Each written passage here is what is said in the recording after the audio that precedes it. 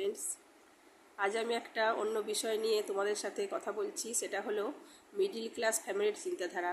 তো আমার অভিজ্ঞতায় যেটা এসেছে সেটাই আমি তোমাদের সাথে শেয়ার করছি, ঠিক আছে? তো এই মিডিল ক্লাসের ফ্যামিলির লোকজন সারাদিন একটাই চিন্তা করে যে তাদের কোনো কাজে লোকে কী ভাবলো।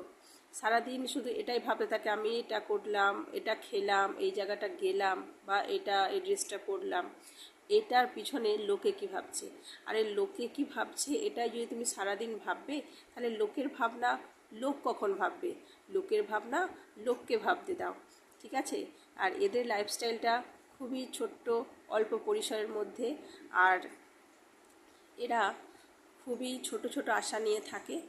হ্যাঁ, এদের ছোট্ট একটা বাড়ি হবে বা একটা ছোট গাড়ি হলো জোরপূর্বক। আর এরা দীপুদার বাড়ি ছাড়া কোথাও যায় না, এক্সট্রা কিছুর কথা ভাবতেই পারে না। যেটা করবে সেটুকুর মধ্যেই ওরা থাকতে ভালোবাসে। এরা এক্সট্রা কারোর কথা নেয় না, নিজের মানসিকতায় যেটা আসবে এরা সেটাই সারাদিন করতে থাকে। তো চলো, টাটা, বাই। তোমাদের কার কী মনে হলো আমার এই কথা শুনে প্লিজ আমাকে জানিও কমেন্ট করে। হ্যাঁ, টাটা।